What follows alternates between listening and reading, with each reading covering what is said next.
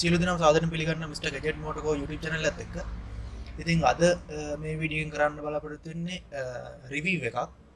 ඉතින් මේ රිවිව් එක තමයි මිනි කූපර්ස් වල එහෙම නැත්නම් මිනි රෝවර්ස් වල තියෙන SU කාබියුරේටර් එක ගැන රිවිව් එකක් කරන්න තමයි හදන්නේ මම. ඉතින් බලමු මේක කොහොමද කරන්න කියලා. අපි ඉතින් ඉස්සෙල්ලාම මම ටයිම් ලැප්ස් වීඩියෝ එකක් ගන්නවා මේක ගලව ගන්න විදිය. ඉතින් ගලව ගන්නකොට අපි ඉතින් ඉස්සෙල්ලා පෙට්‍රල් ලයින් එක ඩිස්කනෙක්ට් කරලා ඉමු.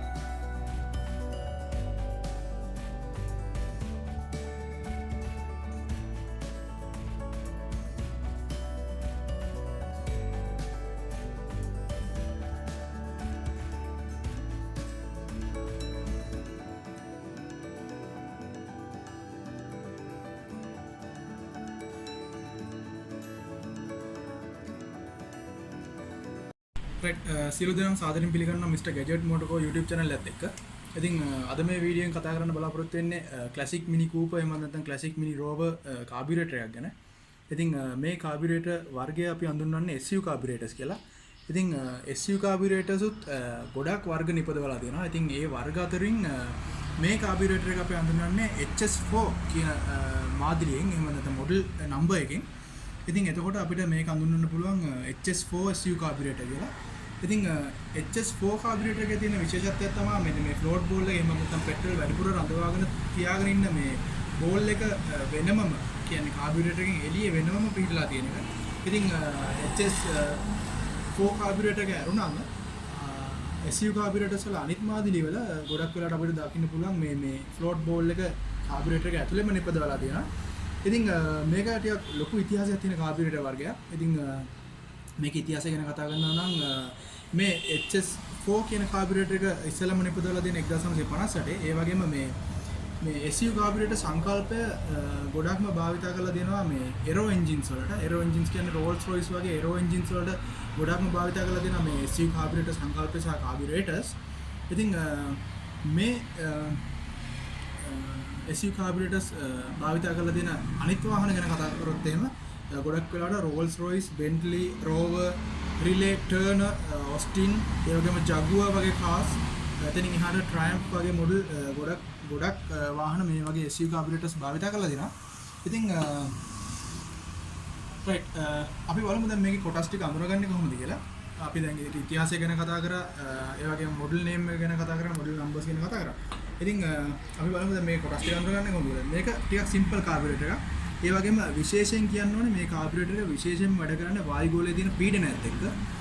රයිට් මේ තියෙන මේක යා ක්ලීනර් එක මේක සාමාන්‍ය ස්පොන්ජ් චෙකින් තමයි නිපදවලා දෙන්නේ. එතකොට මේ තියෙන්නේ මේකේ වෙන්චූරි එක. වෙන්චූරි එක කියන්නේ මේක සම්බන්ධ වෙලා තියෙන ප්‍රධාන නලය වගේ කොටස තමයි වෙන්චූරි එක කියන්නේ. මේ තියෙන්නේ මේක පිස්ටන් පොට් එක. මේක ඇතුලේ පිස්ටන් එකක් වැඩ කරනවා. ඒ වගේම මේ තියෙන පිස්ටන් ඩෑම්පර් එක. ඒ කියන්නේ පිස්ටන් එක කන්ට්‍රෝල් කරන්නේ මේකේ. එතනින් එහාට ගිහම මේ තියෙන පෙට්‍රල් බෝල් එක එහෙම නැත්නම් අපි කියන පෙට්‍රල් වැඩිපුර රඳවාගෙන ඉන්නේ මේකෙන්. ෆ්ලෝටර් එක තියෙන්නේ මේක ඇතුලේමයි. ප්‍රධාන පෙට්‍රල් බටේ අපි සම්බන්ධ කරන්නේ මෙතෙන්ද, සැපයුම සම්බන්ධ කරන්නේ මෙතෙන්ද. එතනින් එහාට ගිහම මේ තියෙන්නේ මේකේ throttle valve එක. ඒ කියන්නේ මේකට තමයි අපේ ඇක්සලරේටර් කේබල් එක සම්බන්ධ වෙන්නේ. එතනින් එහාට මේ තියෙන චෝක් එක.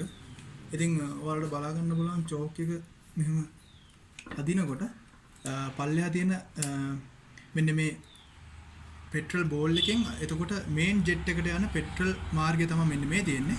ඉතින් එතනින් උඩට තමයි පෙට්‍රල් සැපයුම කරන්නේ මේ බටෙන්. ඉතින් අපි චෝක් එක අදිනකොට එන්නේ සැපයුමෙන් යන පෙට්‍රල් ප්‍රමාණය වැඩි වෙලා තමයි අපිට කෝල්ඩ් ස්ටාර්ට් වලට අපිට උදව් කරන්නේ. එහෙම නැත්නම් එන්ජින් එක සීතල වෙලා තියෙන වෙලාවට අපිට එන්ජින් එක ස්ටාර්ට් කරන්න උදව් කරන්නේ. ඉතින් මේ කොටස පල්ලෙහාට තල්ලු වෙනකොට පෙට්‍රල් සප්ලයි එක වැඩි වෙනවා. ඉතින් එතකොට අපිට පුළුවන් කෝල්ඩ් නැත්නම් එන්ජින් එක ඕනකට වඩා සීතල වෙලාවදී අපිට ස්ටාර්ට් කරගෙන උදව් කරනවා. ඒ වගේම මෙන්න මෙතන මේ throttle valve එකේ තියෙන පුංචි සිදුරක් තියෙනවා වලට පේනවා. ඉතින් එන්ජින් එක අයිඩල් තියෙන වෙලාවට මෙන්න මෙතනින් තමයි පෙට්‍රල් මිශ්‍රණය එන්ජින් එකට ඇතුල් වෙන්නේ. මෙන්න මේ තියෙන පුංචි සිදුරේ. ඉතින් එතනින් එහාට මේ කාබියුරේටර් ගැන කතා කරනකොට මෙන්න මෙතන තියෙන්නේ idling screw එක. ඉතින් ඒක හරි සිම්පල් විදිහට තමයි වැඩ කරන්නේ. idling screw එක තද කරනකොට මෙන්න මෙතනින් ඔයාලට පේනවා idling screw එක එළියට එනවා. ඉතින් මේ idling screw එකෙන් කරන්නේ අපි idling screw එක මෙන්න මෙතන කරගනකොට අපේ throttle valve එක චුට්ට ඇරෙනවා. ඉතින් ගොඩාක් ලොකු සංකල්පයක් නෙමෙයි එතන තියෙන්නේ. throttle valve එක ඒ යන්නේ පල්ලෙහාට යනකොට මෙන්න මේ throttle valve එකේ lever එක පල්ලෙහාට ගිහිල්ලා මෙන්න මේ විදිහට පොඩ්ඩක් throttle valve එක ඇරිලා තියෙනවා. ඉතින් ඒක තමයි ඒකේ adjustment එක, idling adjustment එක. right කියන්න දෙන්න විශේෂම කරුණු ටික කිව්වා. right අපි දැන් මේ SU carburetor එකේ ඉතිහාසය ගැන කතා කරා. ඒ වගේම SU carburetor එකේ ප්‍රධාන කොටස් ගැන කතා කරා. ඉතින් මම දැන් කියලා දෙන්න හදන්නේ කොහොමද මේ SU carburetor එක වැඩ කරන්නේ. එහෙම නැත්නම් මොකද්ද මේ SU carburetor එකේ තියෙන ප්‍රධාන මූලධර්මය කියලා. ඉතින් ඔයාලා දන්නවා classic mini coopers සහ classic mini rovers වල තියෙන naturally aspirated engine එක. ඉතින් naturally aspirated engine එක කියන්නේ වායුගෝලයේ තියෙන පීඩනය උදව්වට අරගෙන ක්‍රියාකාරී වෙන engine එකක්. ඉතින් සරලවම මේ carburetor එකත් එහෙම නැත්නම් මේ SU carburetor එකත් වැඩ කරන්නේ වායුගෝලයේ තියෙන පීඩනය උදව්වට අරගෙන. ඉතින් right අපි යන් කොහොමද ඒක වැඩ කරන්නේ කියලා පැහැදිලි කරන්න. ඉතින් මේ තියෙන ප්‍රධාන වශයෙන්ම මේ කාබියුරේටර් එකේ වෙන්චූරි එක. ඉතින් වෙන්චූරි එක කියන ප්‍රධාන නලයක් වගේ කොටස. ඉතින් ඒ වගේම මේ පිස්ටන් පොට් එක ඇතුලේ තියෙන පිස්ටන් එකක්. ඉතින් මේ පිස්ටන් එකට තමයි අපේ නීඩල් එක සම්බන්ධ වෙන්නේ මේන් ජෙට් එකෙන් එන. ඉතින් ඒ නීඩල් එක සම්බන්ධ කරලා තියෙන්නේ ඒ පිස්ටන් එකට. right එතකොට මේ වෙන්චූරි එකේ මේ කොටස තමයි එන්ජින් එකට සවි වෙලා තියෙන්නේ. ඉතින් අපිට ඊට පස්සේ එන්ජින් එක අපි ස්ටාර්ට් කරනකොට ලොකු වාත ධාරාවක් එන්ජින් එක ඇතුලට ඇදලා ගන්න උත්සාහ කරනවා. ඒ එන්ජින් එකට ඒ වාත ධාරාව ඇදලා යනකොට මෙන්න මේ වෙන්චූරි එකේ මෙන්න මේ කොටසේ තියෙන වායු පීඩනය ගොඩාක් අඩු වෙනවා. එතකොට මේ එයා ක්ලීනර් පැත්තේ තියෙන වාතය නිරාවරණය වෙලා තින්නේ වායුගෝලයට. ඉතින් වායුගෝලයේ තියෙන පීඩනය මේ පැත්තේ මේ වෙන්චූරි එකේ මේ පැත්තට වෙන්න තියෙන වායුගෝලයේ පීඩනය ගොඩක් වැඩි. එතකොට එන්ජින් එක නිසා ඇතුළට ඇදලා ගන්න වාත ධාරාව නිසා මෙන්න මේ වෙන්චූරි එකේ මෙන්න මේ කොටසේ තියෙන වායු පීඩනය ගොඩක් අඩු වෙනවා. ඉතින් ඊට පස්සේ අපි අපේ ඇක්සලරේටර් පැඩල් එක පාගනකොට මෙන්න මේ throttle valve එක ඇරනවත් එක්කම මෙන්න මේ මෙතන තිබ්බ අවපීඩන තත්ත්වය නිසා මේ පැත්තෙන් වායුගෝලයේ තියෙන වාතය ඇතුළට ඇදිලාගෙන වේගය වැඩි කරනවා. right ඒ වේගය නිසා මේක ඇතුළේ තියෙන පිස්ටන් එක උඩට ඉස්සිලා මේක තියෙන නීඩල් එකෙන් ඉඩසලස්වනවා වැඩි පෙට්‍රල් ප්‍රමාණයක් මේ වාතයත් එක්ක මිශ්‍ර වෙන්නේ.